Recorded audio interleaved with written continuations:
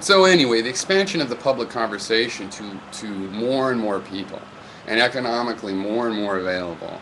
This is really important. You want to say, how did it help you? I don't know how long you've been online. I've been doing this as an interest of mine since I was about 13. I almost immediately got a modem, and there were these kinds of discussions going on. Why? Because the public conversation was aching to happen. You know,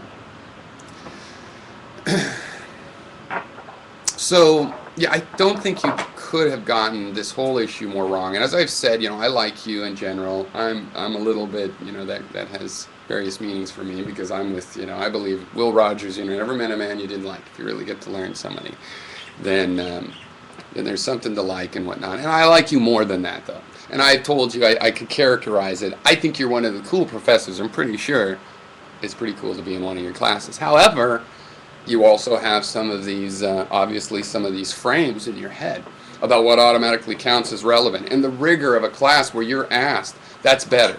Well, taking all the same professors.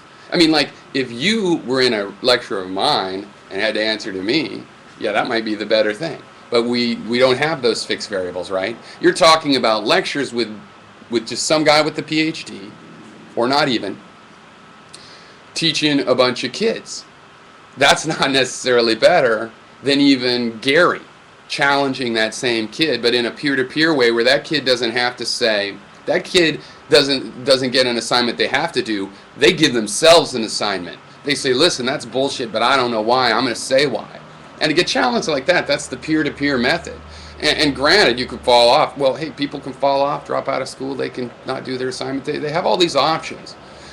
Now, truly, a rigorous study of something is just by definition, better than a loose study in terms of getting an accurate result. Loose studies are better when you don't know enough to be highly technical. In philosophy, loose studies, even of things that have become highly technical, therefore retain their value. And we do a lot of this loose study right here. Okay. On the other hand, I'm going to emphasize again, you don't really respond to me, and that's fine. I just assume that I'm not saying things that interest you, or you say them and you kind of go, yeah, I believe something similar. Like I've said to people that believe similar to me, it's like, well, I don't watch as closely because I'm familiar with that part of the jungle, But when you're going to complain about careful arguments, well, you're welcome to engage with. There are lots of careful arguments. I mean, for one thing, there's people that aren't making videos now, but that put up stuff. Find me. You can reply to videos like this to the great minds, the so-called already acknowledged great minds. But if you want a careful argument of those of some guy just sitting around, I have a careful argument. Now, my presentation takes into account the fact that a polished presentation is no longer credible, and I'm glad you've noticed that. And rather than think maybe that is exactly what's going on. It is no longer credible. End of story. We could discuss it. I could pretend that it's a matter of debate, but a lot of us have moved on, and polish is not about credibility. I dress up to go to a wedding. It's not because it makes me look more credible. It's because I'm doing something special and appearing, and then the wedding photos have a timbre to them, and I'm doing it for shallow reasons. Credibility is not shallow. Credibility and relevancy are not shallow in the popularity. And if somebody thinks they're getting relevancy by doing something shallow and getting a lot of praise for it, well, that's their problem. They have a problem with their definition of relevancy, and it doesn't really have to affect mine at all. I can keep my material sense of relevancy, where relevancy means that concepts actually plug together, whether anybody besides me or including me has seen that or not. So, yeah.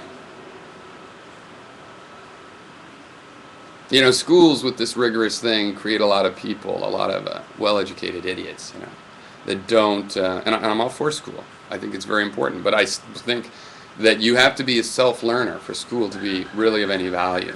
Otherwise, you could just be trained. You could be trained like a monkey so well you can run a nuclear plant, but we're talking about philosophy and thinking and actually understanding. You're employing people to understand and think things through. Now, having said that, I do think there's something missing. And we are missing a tool where people can really be held to account for their views, where if somebody does follow up and writes their essay, that somehow that's kept and people could peer-to-peer score this and figure out how they work together. And I've been working on a software project for that. But again, you cannot blame software for failings of individuals. You know, if you said something and that I'm going to think about, I'm going to go off and think about it and probably write something. Is it really better that you tell me to write it and you commit to responding to my response? Is that really better? Doing that ahead of time is better than sending out your feelers to 100 people and 10 people voluntarily do it, and then of those, you respond to one voluntarily. Is that really better? Because, yeah, the numbers might seem bad, but see, this is millions of people flushing through this system.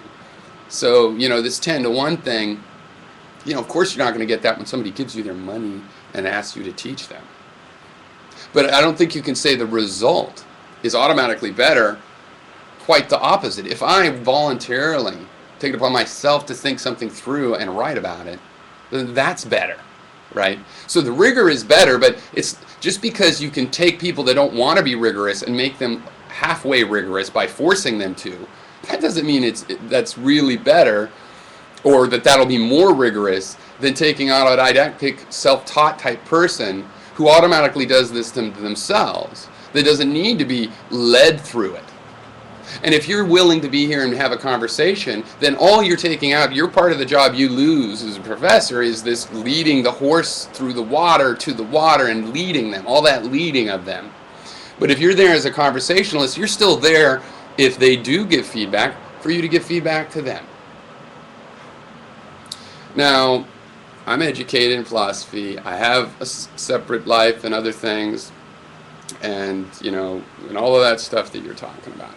I also have a carefully built philosophy that I know is not out there now, because I've studied philosophy both on my own, because I'm good at that, and I have a career that from a skill that I learned entirely self-taught, though I've been to classes and stuff, but that was a part of my self-teaching, deciding when and what to take. And I have a carefully thought out system. And I know that system isn't out there. And I know that the system, well, it is out there in the sense that, you know, I thought I totally invented it when I was younger, and I realized, oh, well, really it's just a form of skepticism. People have thought these kind of ideas before. Still, mine is very particular and takes in modern context and addresses a lot of the so-called problems of epistemology. And the assumptions that you have to make are clear. It's clear what assumptions you have to make for my system to be viable later on. So you know, while you adopt my system, for the sake of argument, you know, which premises, if they fall in doubt, then raise serious doubts about my whole system. You know what you're promising. You have your gut feeling. I mean, basically, you know, do you get perceptions? Are you going to doubt that you even get perceptions? If you do, I don't think you have any definitions to discuss anything, but, you know, you can conceivably do that. You know. And maybe there's other echelons of acceptance, you know. But it depends what you're looking for, you see. And if you were looking to be challenged in that way, then you could be.